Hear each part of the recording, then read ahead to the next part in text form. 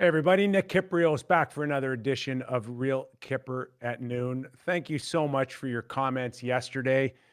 Of course, a very touchy subject. Tuuka Rask choosing to leave the bubble, of course, was a big story and continues to be a very big story, and one that could have been even bigger today if, in fact, Carolina was able to hold on to their 2-0 lead. Because come on, we all heard the narrative 48 minutes into that game. People were questioning now, can Halak get the job done? Two goals by by Carolina that looked at times like Halak had a hole in his glove. But sure enough, four unanswered goals bailed out the Boston Bruins and in many ways bailed out Halak. But there's no question that's going to be an ongoing theme for the Boston Bruins here on in. And when Halak gets the job done, it's all good in Bruinland.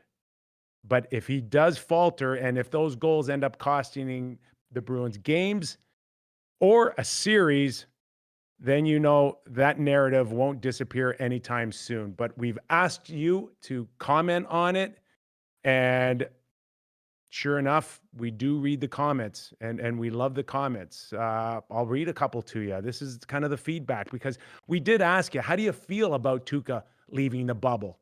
So there's Erman in California, which I just love that she's now 3-hour time difference from East Coast, waking up, having her coffee, 9 a.m., going to the Real Kyper at noon show. How cool is that? Thank you, Erman.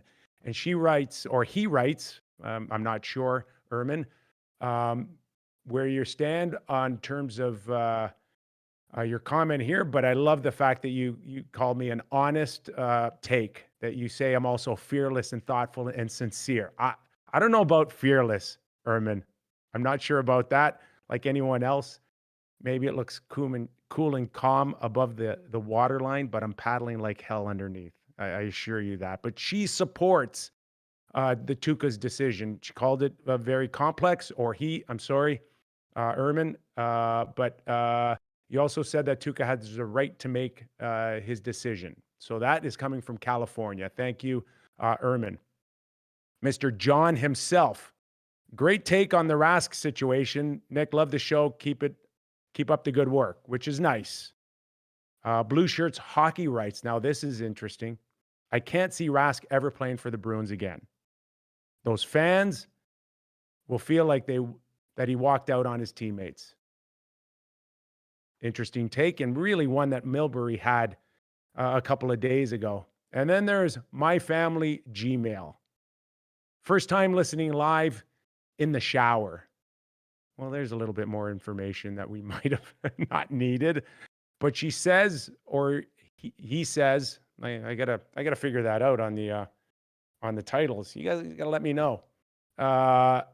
She says, or he said, soap dropping moments in the shower. Again, maybe a little bit too much information, but they applaud my opening monologue on Tuuka Rask, and they loved Mr. McLean's righteous call out on analysts. Analytics, I think what you're referring to. And I don't know, maybe you had me more before you said you addressed him as Mr. McLean. But then again, I just found out his real name is James, not Doug. Doug's the middle name.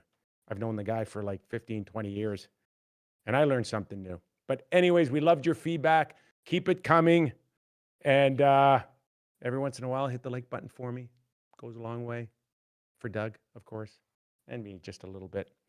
Interesting going into last night in terms of the situation on some of these teams now facing elimination. And that's what happened last night with the results. And we see teams on the brink. And that's really the theme today for us. Columbus, Coyotes, and the Hurricanes all down now 3-1 in their respective series. We go to today and we ask what's going to happen with the Washington Capitals, who are down now 3-0 to the New York Islanders. The Hawks and Vegas, of course, give Chicago credit. They passed the first test, but they got a long way to go here. and we'll see how they come out at 10:30 Eastern against Vegas. And what is now interesting for me is just watching these teams that are on the brink. Are they going to fight back here, or are they going to throw in the towel? And that behavior is something that has to be looked upon in terms about the overall environment. Maybe Tuuka Rask opened up our eyes that there are others, not to the point where they may want to go home, but there may be others that are feeling the stress of this environment that you can never prepare for. Can't train for it. It's just, it is what it is. So we look at even the qualifying round. Every series, with the exception of one, didn't even go a fifth game. So we had only Toronto and Columbus go to that fifth and deciding game. And the rest of them kind of went away quietly. Winnipeg, Hellebuck talked about scratching and crawling that last game and what Calgary would have needed to do to close it out. It didn't really play out that way. And of course, no Scheifele, no Patrick Laine. We get it. Penguins, they didn't push that hard. We didn't see it. Panthers couldn't get to the fifth game. Preds couldn't get to the fifth game. Oilers, Minnesota, nothing. Kind of strange that all those series couldn't even get to a fifth game. So now where are we on the Washington Capitals against the Islanders? How hard are they going to fight? How hard are they going to push the New York Islanders? And if you look at everyone's play from the round robin games to the qualifying series to this first round, there's an argument to be said that every team at somehow, some way has been affected by this bubble, with the exception of one, for me, the New York Islanders. They have been as steady and as consistent as you'd ever want from a team. Others, inconsistent. Sometimes the effort's there. Sometimes it looks like it's not. Sometimes the attention to detail's there. Sometimes it's not. But not with the New York Islanders. They're like, I don't know, robots. They just must win. That's it. We have not seen this team break down, even in the loss, game 3 against the Panthers. They just steady, and what they're getting out of all their lineup, from top to bottom. That fourth line again, huge story. Cizikas, Clutterbuck, and Matt Martin. Matt Martin, who couldn't play for the Leafs. Matt Martin, who couldn't get 5-7 minutes. Look what he's doing under 10 minutes for the New York Islanders again.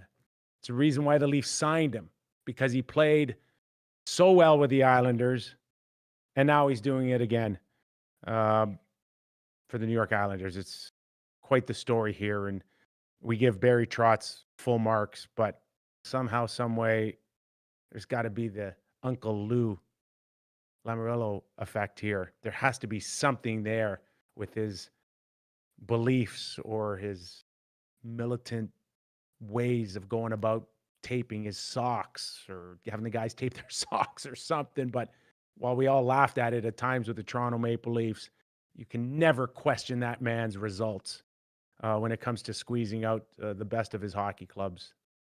Stanley Cup champions in New Jersey, and the way things are going for the Islanders, would you bet against them right now for being one of those teams that get there? We also have on the show Brian Lawton. Now, I talk about Brian Lawton. He's someone that I've known for a long time. When we talk about 5-tool baseball players, that's a term that isn't really used in hockey, although you can find different things to kind of compare to it. But in baseball, I think we talk about power, speed, batting average, arm strength, hitting, whatever the case is. We know it's a complete player. I look at Brian Lawton now, and I look at his experiences, and I go, that guy's as close to a 5-tool hockey guy that we have. not only did he play, but he had the experience of being the first pick overall. Not many of us get to ever experience that. Then he goes on, and he doesn't get hired to help out an agency. He goes and builds one himself. Octagon, one of the bigger ones now, known in our inner circles around the National Hockey League. Some great players belonging to that agency. Brian Lawton was the founder. He started it. And then from there, he gets out of the agency business, and then he gets involved in the executive role with the Tampa Bay Lightning as a general manager, VP of hockey operations. And he starts putting his fingerprints on the Tampa Bay Lightning. And there's a few pieces. Oh, by the way, one named Victor Hedman, who Brian drafted second overall. So we'll talk to him about that. We're going to talk to him about everything that is going on today. I want his take on Tuuka Rask. So that just happened moments before we started the live stream here. So I'm going to throw to that, and you're really going to enjoy it, because Brian is a very thought-provoking guy. There's just no way that you get to experience what he has without taking some pretty good notes. So let's go to Brian Lawton. Sit back and enjoy this one, folks, and we'll catch you on the tail end.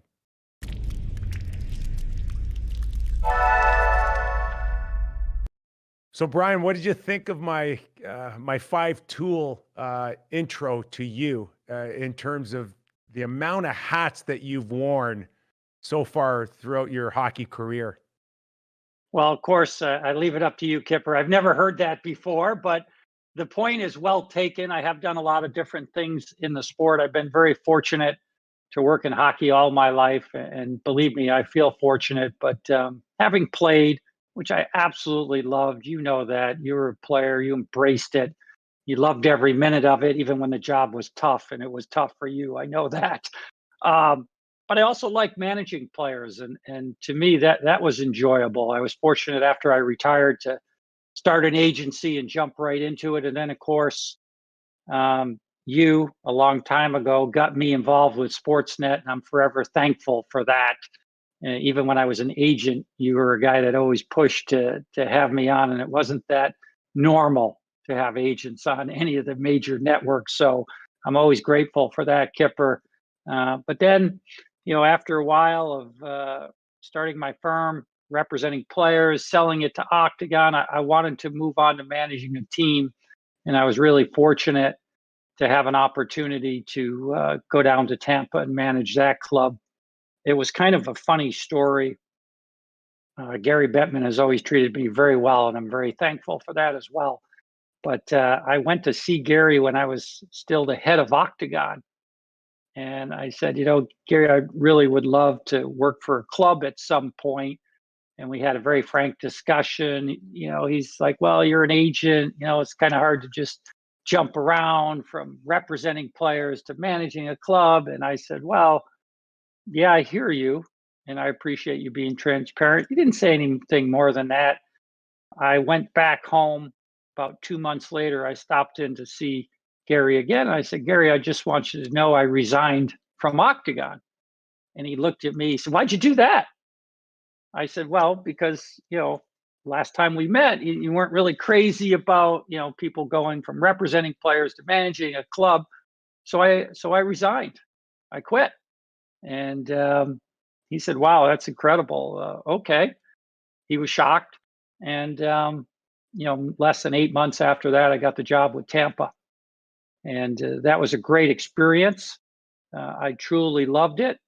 Eventually got fired when Jeff Vinnick took over and kind of cleaned house with everybody. And Jeff's done a terrific job down there. But, after that, kind of went back to media again.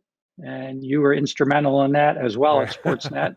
Wow. So I'm certainly thankful for that, Kyper. And here I am today. I gotta say that I also found Doug McLean out of management, and that's been a disaster ever since. So I hope your results will be a lot better than Doug McLean's. Well, I hope Doug doesn't take this wrong, because he'd probably second this. But That's what I like about you, Kipper. You've got diverse friends. Doug and Well, I couldn't be any different. I've got great respect for Doug. He's a terrific guy. I created a But there's, monster, lots. I created a yeah, monster. That's my biggest issue when I pulled Doug out of Columbus to come and work with us at Sportsnet. But certainly it's been well documented in terms of your transition from one side to another. But I want to get back into the very beginning, because the one thing that I admire about your take every time I listen to it is that no one else has worn those type of shoes. We've seen plenty of ex-players coming to be analysts. I've done it. sure. Goalies have done it. But how many of them have worn your shoes in terms of not only just being a player and having a good 12-year professional career, but doing it through the eyes of a first pick overall and the pressure that comes with it? So you can not only just relate to every player, but you can especially relate to, and I can't, the likes of an Austin Matthews, first pick overall, the likes of Jack Eichel, or not Jack Eichel, sorry, Jack Hughes, right? So Yep, you have sure. great success stories in first overall picks and managing all the pressure that you have. And it looked like Austin Matthews in his first year. My God, he scored 4 goals, and everybody's sitting there going, "That's what a first pick overall is supposed to look like." And we know that's not the case. And, No. and Jack Hughes knows that's not the case, because we saw him at times have a tough time adjusting. But especially you as a first pick overall, Minnesota North Stars, 1983, and Yep. I'm sitting there going, wow, if there's anyone that can relate to that, it's you. Yeah, and all that is true. My situation was a little bit more akin kind of to Austin, although the Maple Leafs weren't necessarily as good as the North Stars. It was kind of like Alexis Lafreniere this year. It's going to be because of, the pandemic and some changes and the way things have worked out. The Rangers end up winning the lottery. He's going to be going to a pretty good team.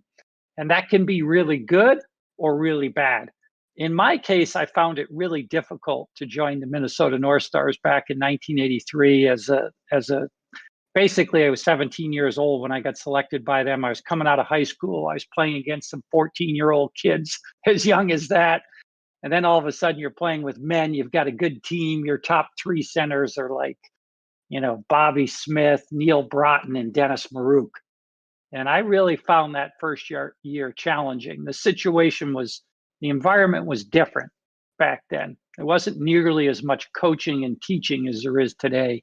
But one thing is clear, when I look at a guy like Austin Matthews, he was just such a ready-made product out of the box.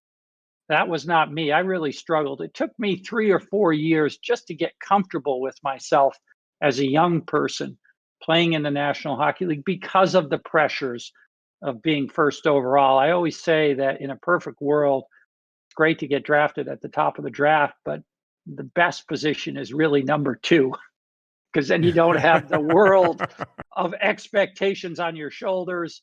And when you're a young guy, it's hard to put that in perspective. You just don't have the balance in life to be able to handle that. Very few players do. Now, you have Connor McDavid, you have Austin Matthews, even a guy like Jack Eichel that you mentioned earlier that was second. It took him a little bit of time to get comfortable. So it's a blessing. It's something I'm proud of, but it also can be a little bit of a curse. That extra weight is really difficult to handle. I'm happy to see like Jack Hughes, Capo Caco, these guys came in with a lot of hype last year, didn't have the big seasons they probably would have hoped, but the world is more forgiving now for that. And I see great things happening for both those players. Back then it was tough. It was a pretty cruel deal. You didn't hit it out of the park. You didn't basically be Austin Matthews right off the top. Really messed with your confidence. I know it did for me. And that hurt me for a number of years. I was fortunate to finally get comfortable with it, but it's a completely different environment in today's world. Where do you have money playing all of this? Because in our era, man, you had to go 10, 12, 14 years before you even had a shot at big money. These guys are coming out of entry level deals. And while Austin Matthews looks fantastic on the ice, um, you, you got to remember too, these guys are basic teenagers, and then coming out of your entry deal, becoming the highest paid players in the game. Last time I checked, you weren't renting houses in your second or third year in, No, in no, I was so Minnesota, in Arizona, or spending some right, big money. I mean, right. how does that play all of this? I was so cheap then, I didn't know any better, to be honest with you. I bought a car for $11,000 and I thought I was the king of the world. Amazing. And when I grew up, some of the folks that are old enough to remember Knight Rider will appreciate this. I bought a Firebird that was essentially the same as the car on Knight Rider. My sa- Wow. my salary back then, and this will blow people away, as a first pick in the draft in 1983 was $80,000. What was your signing That bonus? My signing bonus was a lot. It was 200,000, but it was Oh, payable. that was That good. was a king's ransom, but that was payable in 4 payments. And I'll never forget, in August after I signed, I went into the office. I was so excited. I wanted to pick up this check for $100,000. I'd never had a job in my life. I was a caddy. It's the only thing I'd ever done for income. I played hockey like I was going to be a pro from when I was 12, like so many other guys. I go in there, I grab my check. The assistant hands it to me. I open it up. It's $69,000. I immediately turn around and I look at this. I said, "There's some mistake here. My signing bonus is for 100, and it says $69,000." And the woman looks at me and was kind of perplexed. I'm 17. I'm just a kid. I'm upset. Where's my $100,000? I say it again. She looks at me. She goes, "Brian, there's taxes in that." I go, "Well, yeah, I know there's taxes, but not $31,000 Yes. worth of taxes. This is insane." I didn't know. And that kind of, I felt so stupid after that conversation walking out of there You should know that better at 17. no, I literally, in that moment, it was like a turning point in my life. I'm like, okay, I need to really educate myself on the world much more. I traveled around the world as a hockey player already. I thought I was a big deal because of that. I didn't know anything. Ugh. I didn't know a freaking thing in life. So, those are fun stories to look back on. And those are stories that give you some balance in life too. Nick Kypreos here on the Real Kyper at Noon Show, and joined by Brian Lawton from the NHL Network. The many hats I spoke earlier about included an agency, Octagon. And I don't know if many of my listeners know that you were part of the build on it. You were one of the founders here. And usually now, lots, when we hear players retire and maybe want to get into the agency business, it's usually with their agent. It's usually starting off slow, dipping their toe in the water to see if they like it. You didn't join, you started your own agency, and one that now is one of the biggest in the world. That's an incredible story. It was a fun ride. There's no doubt about it. And yes, I probably should have started with my old agent. It would have been a lot easier, but one thing that I had always done is kind of had a small entrepreneurial spirit. I'd done little different businesses and stuff like that. Even while I was playing, I went to school. Um, I'm a curious person. So I start my own agency. It was called Lawton Sport and Financial. Get absolutely stuffed on the first 3 players I try to recruit. I think I'm going to get every one of them. I get none of them. One of them was a kid by the name of Chris Marinucci from UMD. He was a Hobie Baker winner. I get to know him. I'm thinking this is my first big client. I get shut down at the 11th hour. That happens 3 times. And then I start to learn. I start to reflect, see what I'm doing wrong, why I'm not getting clients. I eventually build it up to get about 20 clients. Company by the name of Advantage, which is now Octagon, comes knocking on my door and says, "We'd really like to buy your firm, Brian." And my firm was only about, I think I had maybe 18 or 20 NHL players. This is about 3 years later. This is after having to pay money to be an agent for the first 2 years. Finally starts to get going. Octagon bangs on the door. I look at it. Phil DiPicciotto is the president. He's still there today. He's a great guy. I like what he has to say. They don't have any hockey division. So they buy my firm. My first hire is a guy by the name of Mike Liu, who still runs Octagon to this Former day. teammate of mine. Former teammate of yours, good friend of yours, as I know, and a good friend of mine. And that was the very beginnings of Octagon Hockey. They didn't have any employees. I had a vision for wanting to build a global hockey agency. I'd done a lot of studies on where players were coming from, and I had a need for about 10 million bucks. That's what I wanted. I sold my company for a separate amount, but I wanted 10 million cash to acquire some other firms. And we went out and aggressively did that. Mike Liu, myself, and eventually we built our staff out, ended up with people located in Finland, Czechoslovakia, Russia, Western Canada, Eastern Canada, Eastern United States, you name it. Eventually, a guy by the name of Larry Kelly joined. He was tremendous. Alan Walsh. And that is the very, very early you're to beginnings of blame. Octagon. I created a monster in Doug McLean. You're to blame for Alan Walsh. Alan is a great guy. He has taken some really strong stances. He lives and dies for players. I love the passion. And that's what you love about him, right? Yes, exactly. I love the passion. Wow. Terrific story in terms of your entrepreneurship. And right now, listen, we're going to get into a lot of hockey here. We got so much to cover over the league. I want to get your take on Tuuka Rask as well. That story will not go away. We know that. But before that, I do know that you're also presently involved with a company that you partnered with your wife. I did the same thing with our Little Buddha cocktail company. A lot of people think we're nuts. But how's that going? It's Sports Digita, if I'm not mistaken. Tell us about that. Yes, Sports Digita is a tech company. It's a straight SaaS company that's run by my wife.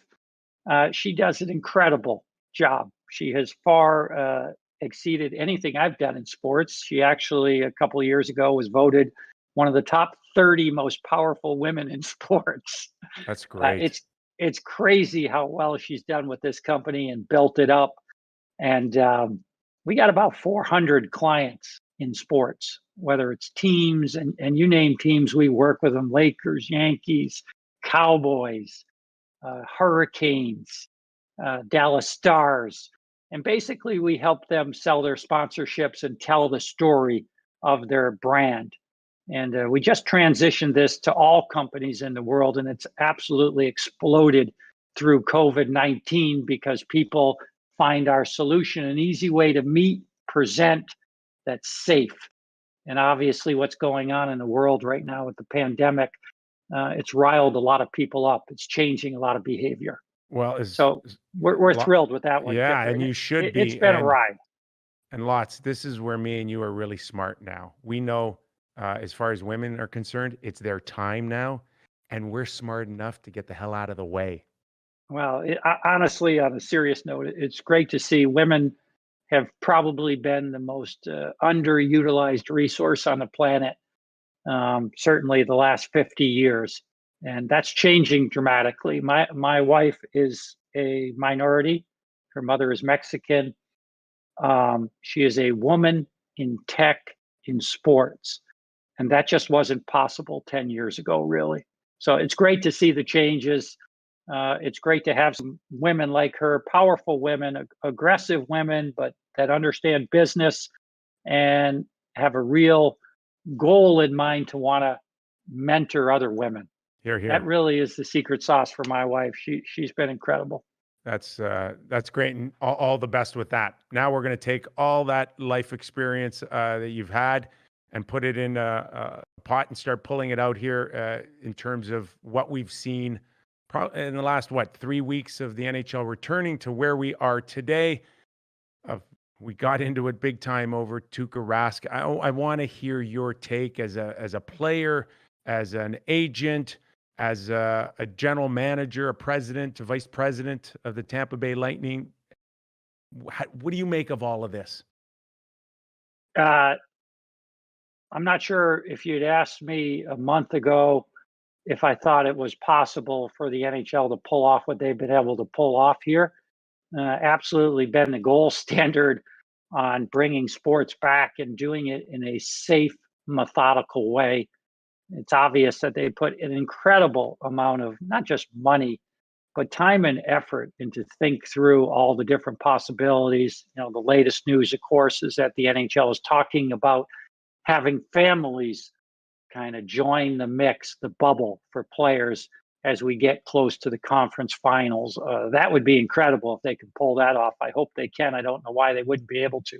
They've pulled everything off beautifully. They have, Brian, and with that, I ask you to put now your general manager's hat on for a second. And what would your reaction have been to hear Tuuka Rask talk about, I don't like it. It feels like an exhibition game. I'm not juiced for this. How would you have handled that? Well, I've had conversations with players before as an agent and a general manager, and I have to tell you, Kipper, and you know this from playing the game and how hard it is. It's not being in the military because that's life and death, but it has elements of a real grind. And if you're not all in, if you don't have what vinegar running down your leg to want to do this job, it's really hard. And you've dealt with players like that, have you not? I have. I had a very famous player like that, Jim Carey, who is a tremendous goaltender for the Washington Capitals. The net detective. Yes. Yeah, he had a great run there for a while with the Washington Capitals. He did. I mean, this is a guy that literally his rookie year was during the lockout, and he played 65 games, I think, for the Portland Pirates at the time in the American Hockey League. Barry Trotz was his coach. And then he got called up when the season resumed after January and played like another, I don't know, when it was all said and done, he played over 100 games his rookie year as a starting goaltender. This is an incredible story.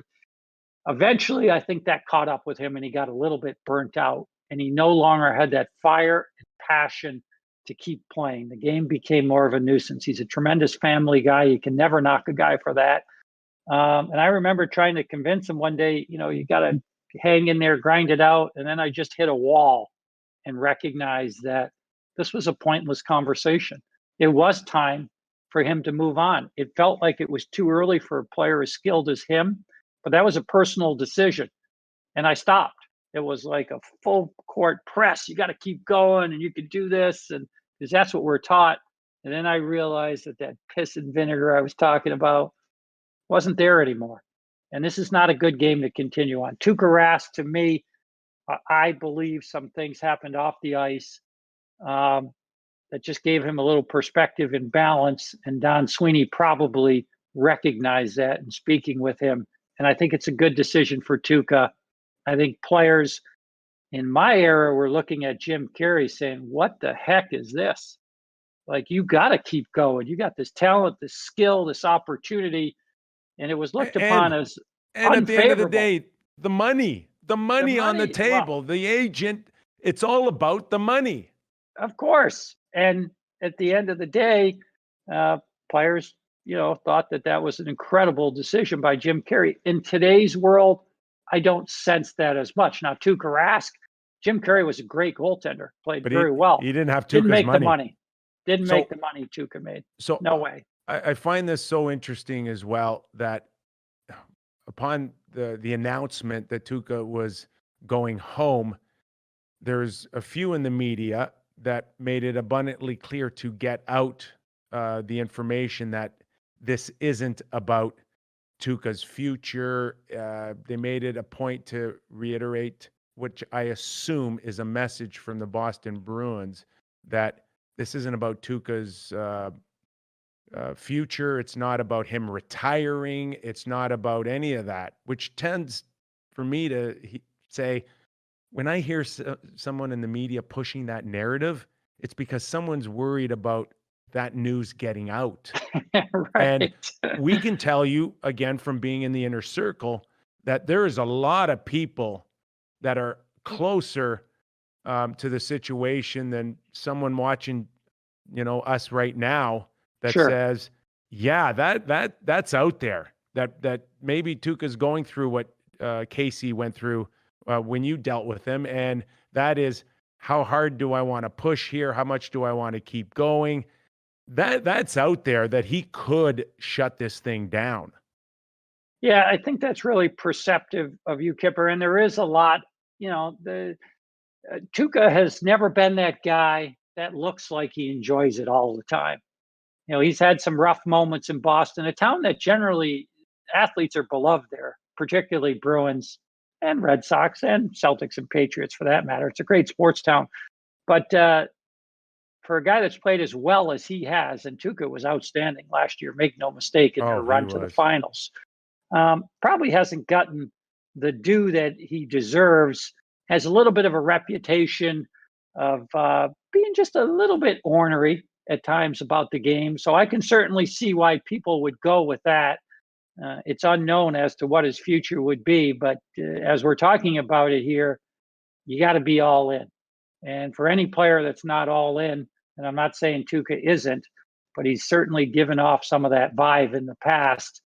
It doesn't seem that far-fetched. We'll find out next year what the truth is on that. But for now, when I've talked to some of the players on the team and other players around the league, and they totally accept, as they should, that it's his right. If he's not comfortable being there, it's really it's almost a no questions asked policy. That's how the world has changed from the days when we played to today. It does rub some people the wrong way. It just is what it is. Doug McLean and I have a laugh about this, because it wasn't that far ago guys were even scared to leave the team for the birth of a child. Now It's almost like players. I'm surprised in this collective bargaining agreement they didn't get maternity leave.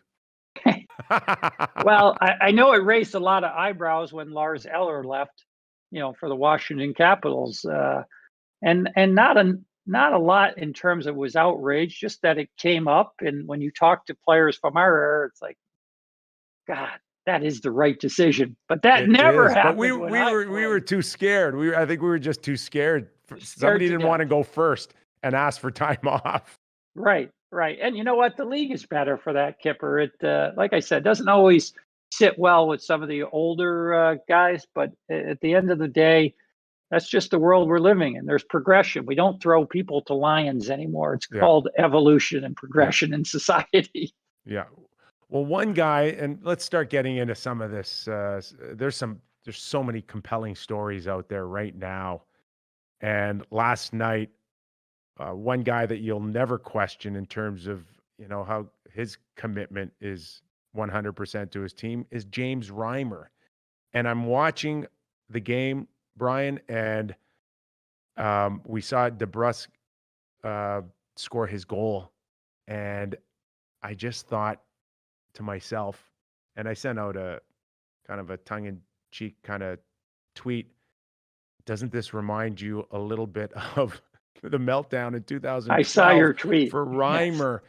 And sure enough, 4 unanswered goals. It just seemed like Carolina was so in control, and his decision to go and challenge DeBrusk on a race for the puck, and the floodgates opened up just like they did in 2013 against the same team.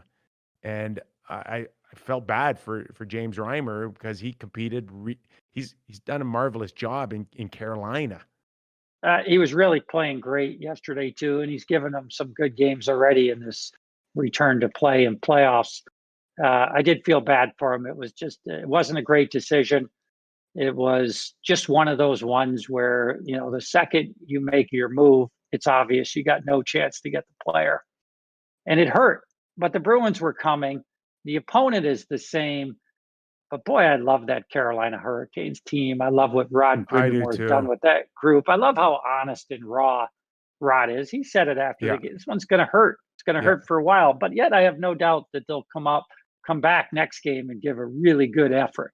That's what leadership is all about. But yeah, the Bruins were really coming. I was literally watching that game, even after that goal, saying, what about Charlie McAvoy? He hasn't really stood out for me much. And then I thought, yeah, but the game he plays, he's not always at the tip of your tongue, but it's so effective. It's so good. And then he does what he really doesn't do that often. He takes out a horse in Jordan Staal.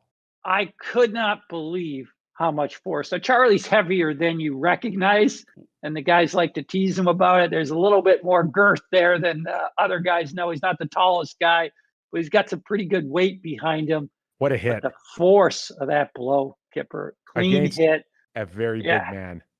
Crazy. To me, that's what really blew the game wide open at that point. It's really a shame that people might focus on James Reimer again not being able to shut the door on the Boston Bruins. Right. But you take out Jordan Staal, who owned the face-off circle.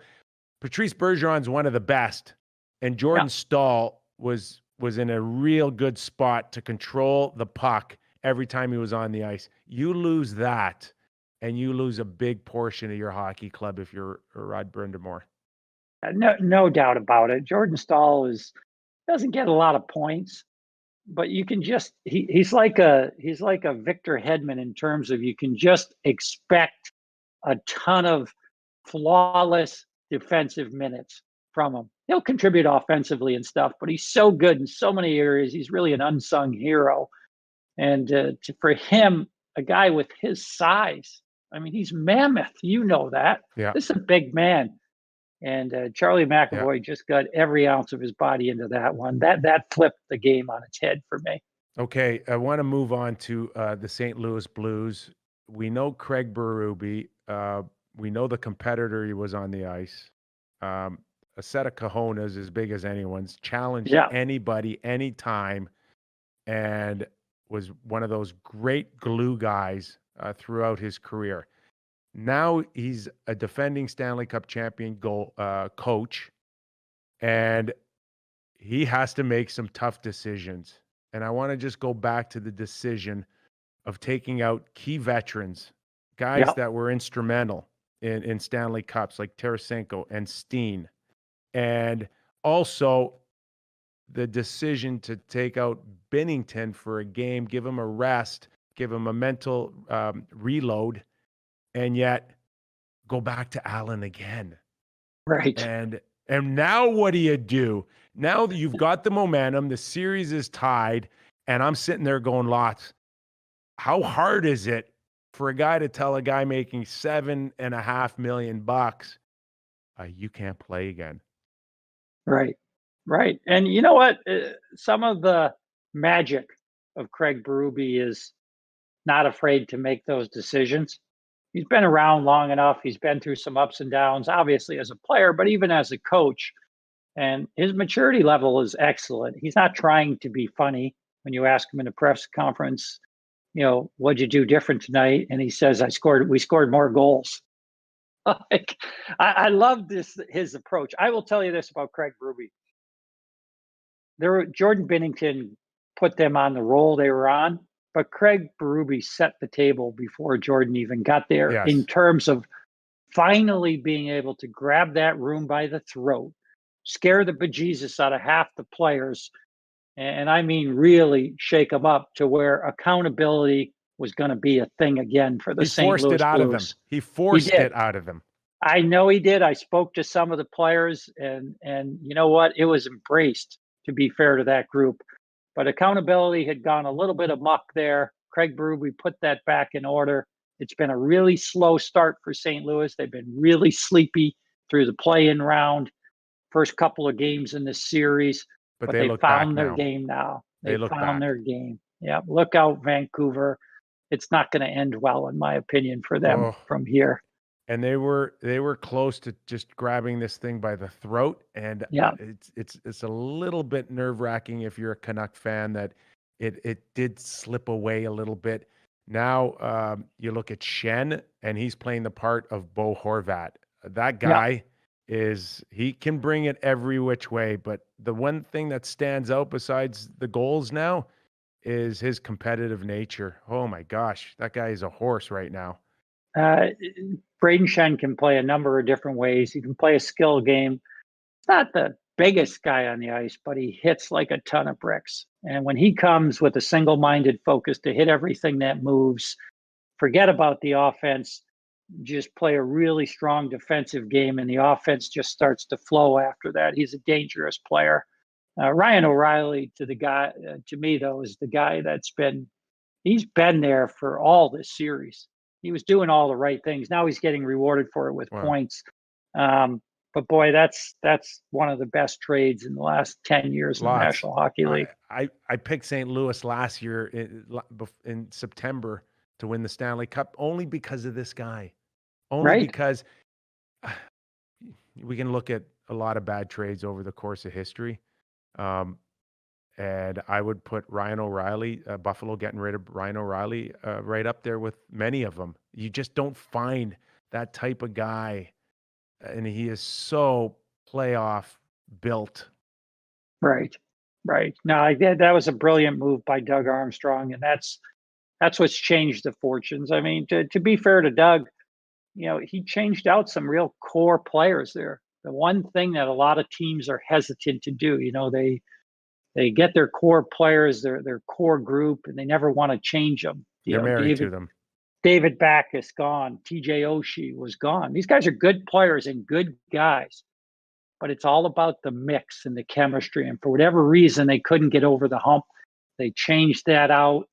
And lo and behold, they bring in that final piece, and Ryan O'Reilly, Jordan Binnington bursts on the scene to take control of the Nets last year, and the rest was magic. This year hasn't been as smooth, but don't discount the St. Louis Blues.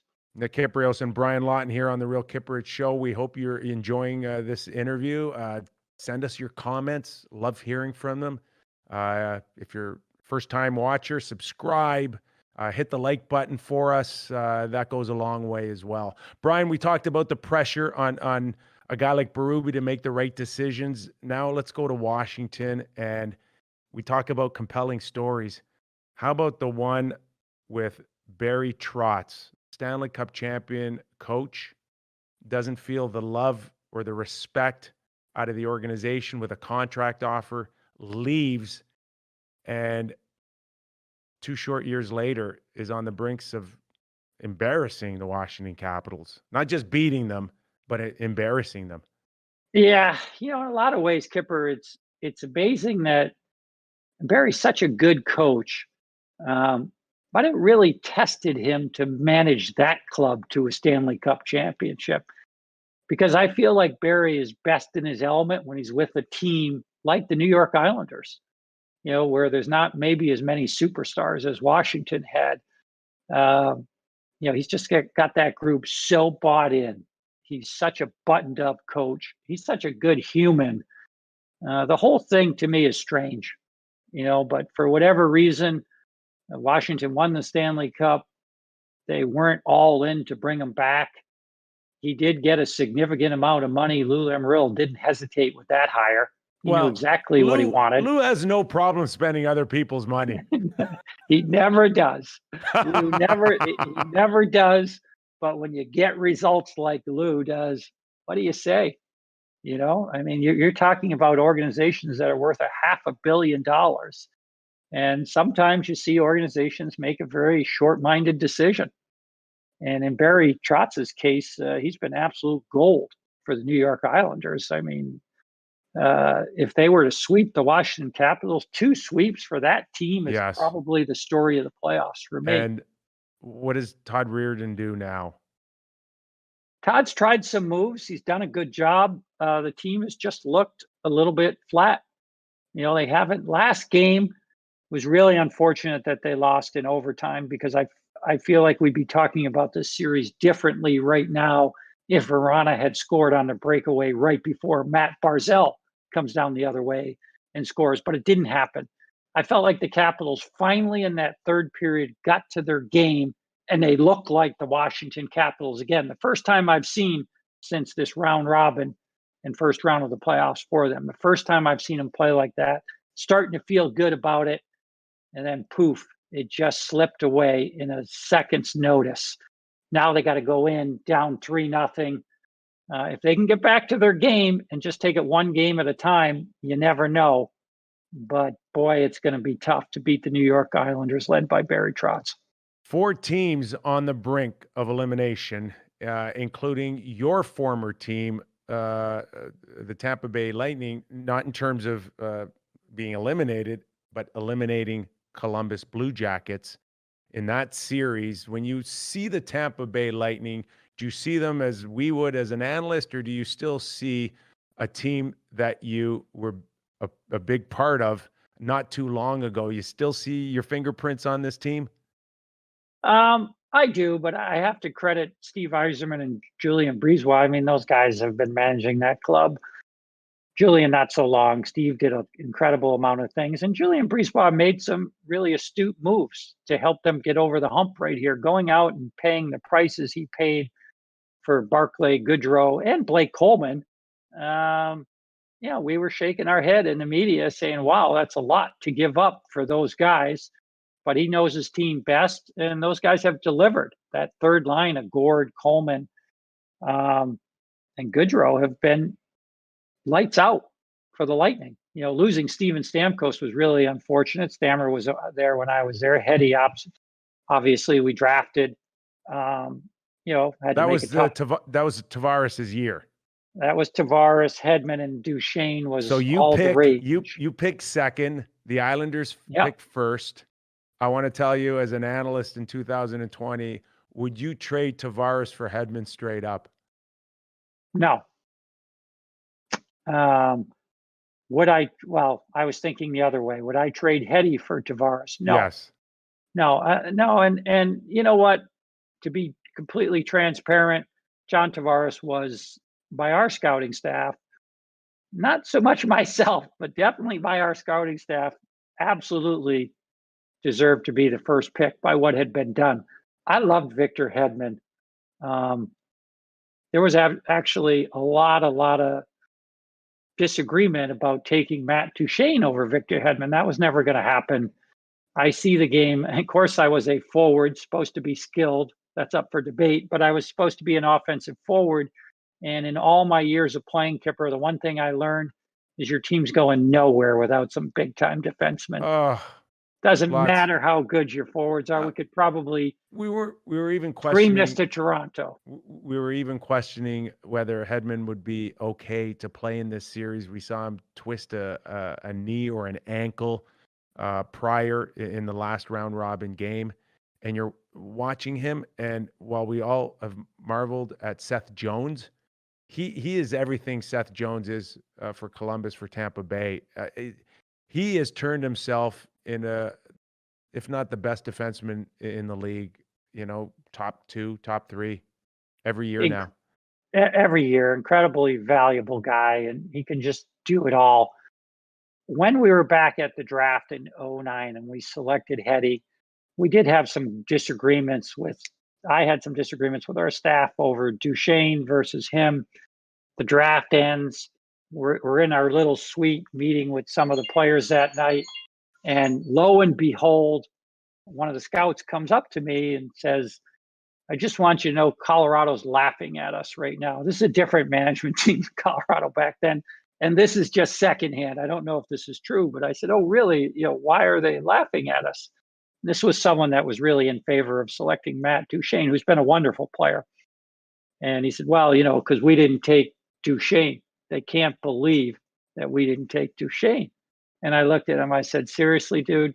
I mean, can we let it breathe just a little bit? Nobody's played a game yet. I'm very comfortable with Victor Hedman. He's a tremendous kid. He's going to be an incredible talent.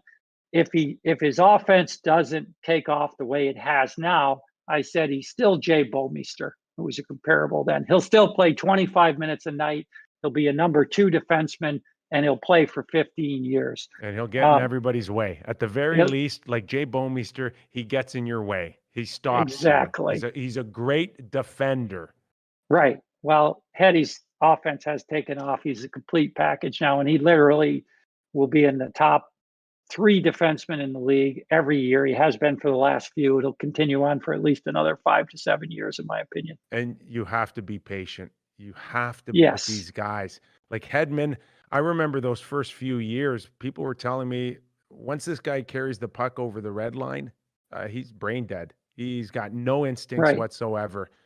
And that always stood out for me. And I'm like, wow, second pick overall, that size, that ability to skate with those long legs, and like Yeah. it's not that hard to, when you're built like that and you have that skill level, how hard is that to get the puck to the net? And now we're seeing it like effortlessly out of this guy. He's All the time. he's a complete 200-foot player now. Yeah. Yeah. But You nailed it. it takes time for these guys.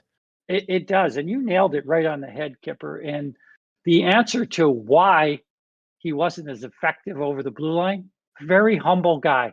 It took him a number of years just to be comfortable with himself.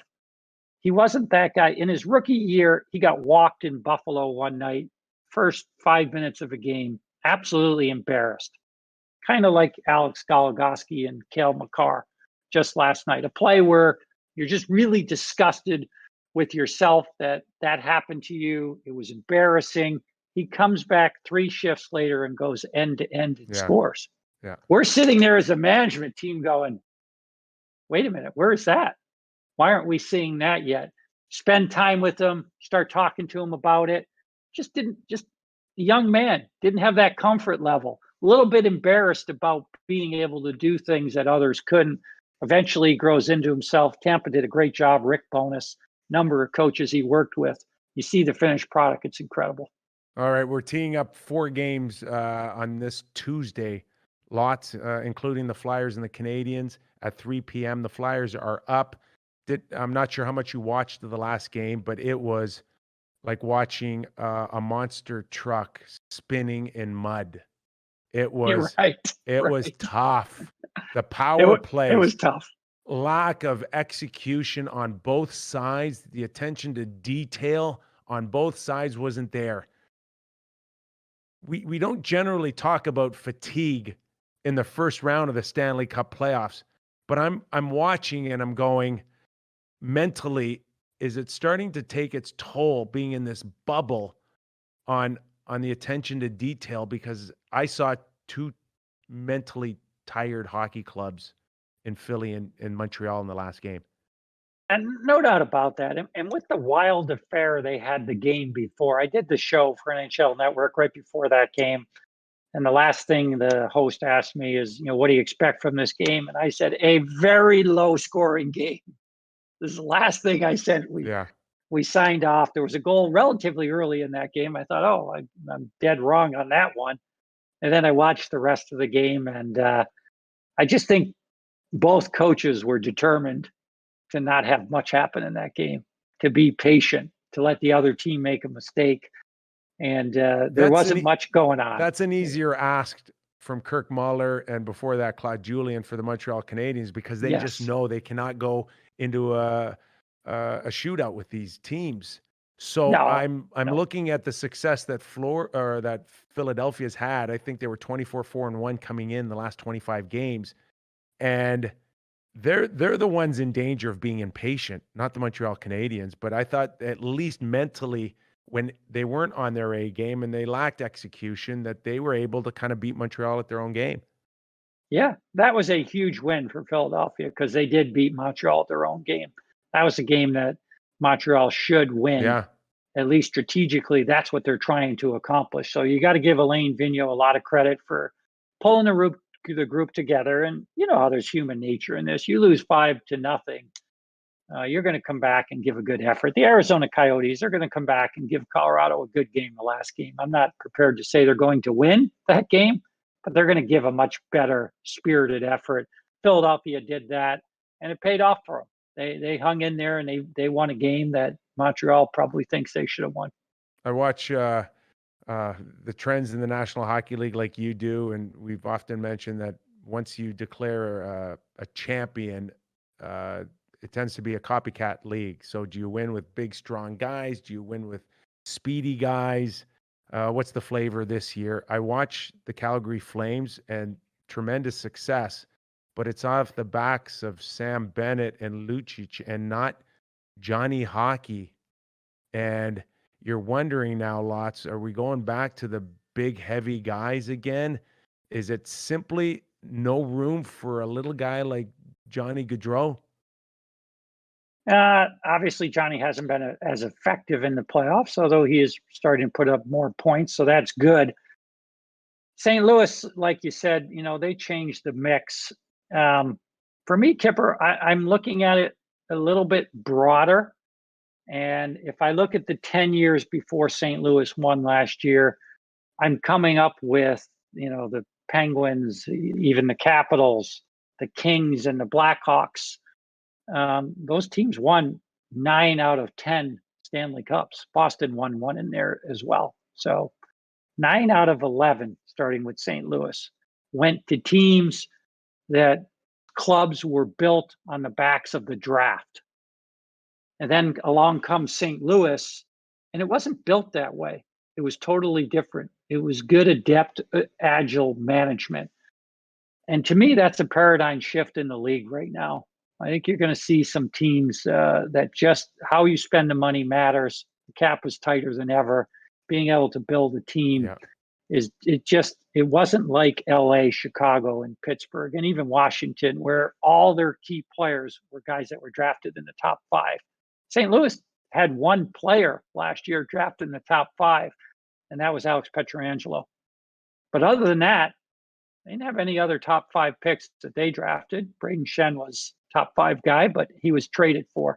So that's a paradigm shift. Now, in terms of style, I think you're going nowhere without speed. Yeah. You have to have some speed in your lineup. You have to have a solid defensive core. But big and heavy was definitely in vogue again for the St. Louis Blues, and it looks good right now as well. Did this series slip away for the Calgary Flames when Pavelski scored with 12 seconds to go?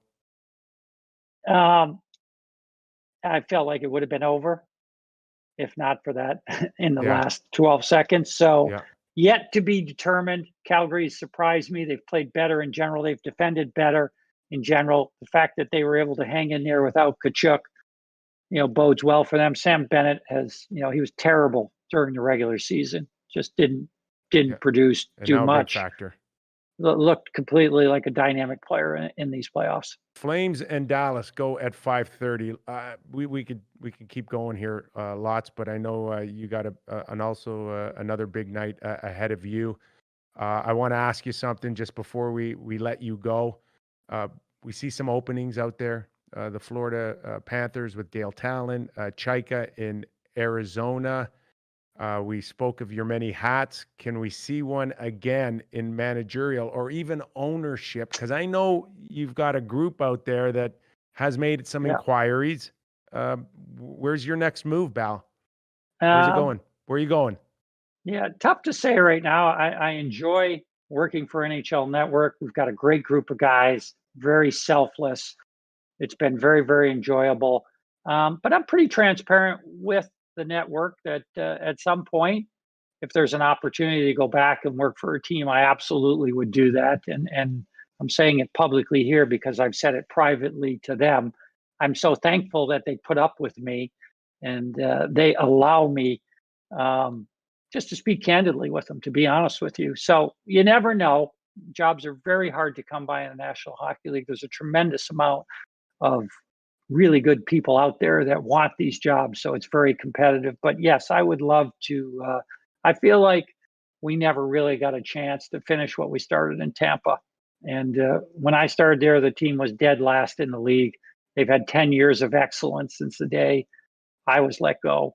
And, that is mostly on the backs of Steve Yzerman and Julian Brisebois. But the management team that we had in there, we feel like we contributed significantly to what we should have been doing at that time. So yes, it's absolutely something I would like or hope to have the opportunity to do. You see a resolution to this Chaika scenario in Arizona. I can't believe that Gary would want this to go on too much longer. My suspicion is it's something that will be dealt with out of season after these playoffs. It's going to be an incredibly short time. Obviously, we're going to have the Stanley Cup finals completed by early October. We're going to move to the draft by the 12th. Then we're going to be back at it a month and a half so later. So it's not going to be a lot of time in the off season. I would suspect that sometime from the completion of the Stanley Cup champion being awarded to the beginning of training camp, that'll be dealt with. Unknown as to what'll happen. I hear two sides of the story about some violations that are very clear cut against Arizona. And other people have said it's not nearly as significant as people have been led to believe. So I can't wait for the resolution of that one. Lots, I asked you to come on this show today, and don't be as good as Doug McClain, because that really bothers him. And yet you couldn't do it. Well, you know what? When I see Doug, I will go out of my way to let him know he's the best, because if Doug doesn't feel that, it really hurts his confidence, and he's not a good player without confidence. You So know we what he's got to going to pump do? Doug up. We often kid our followers out there to hit the smash the like button, because Doug counts those things. So he's going to Oh yeah, compare your likes yeah. to his likes. Oh yeah. You know And Doug. I want all our listeners to keep hitting it, because we gotta one up Doug. I'm gonna tell him that you got more likes than him. If I get 5,000 more and I see Doug, I'm going to tell Doug that I can't believe he crushed me in the likes There department, you go. because I know it'll destroy him if that happens. So he'll be just fine. Doug will be just fine. He's just one of those guys that says he doesn't care, and all he does is care. Our 5-tool hockey guy, the only one out there, Brian Lawton. I can't thank you enough for doing this, Lots. Thank you, Kipper. It was a Enjoy lot the of rest fun. of the way. We're going to have you on again real soon. Thanks for joining us on the Real Kyper at Noon show. Thanks a lot for having me, Kipper.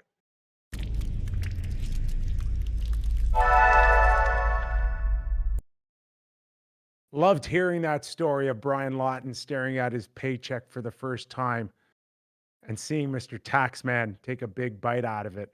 And that's how I often explain it to people when I first got my first NHL check. It's like having this amazing hamburger and someone takes a big bite out of it first. And you're like, dude, it's my hamburger. It's half gone. I haven't even bitten in it.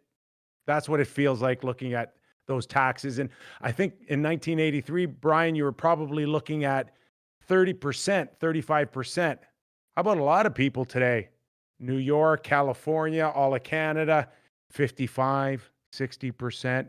Now that is a giant bite out of your hamburger. And let's not even go into escrow what these guys pay. But you don't want to hear it. I get it. They're still getting their millions. Wow, wow, wow, baby cry. I get all of that. The other thing that I really liked out of the Brian Lawton interview, of course, was didn't hesitate when he said, I'd never trade Hedman for Tavares today. That was interesting. The other thing he said was the best trade in 10 years, Ryan O'Reilly, Buffalo Sabres. What were you thinking? He just handed the Stanley Cup to the St. Louis Blues. So if Brian Lawton says that's the best trade in 10 years, how about the second best trade? Did we watch it last night? Kadri from Toronto to Colorado for Tyson Barrie and Kerfoot.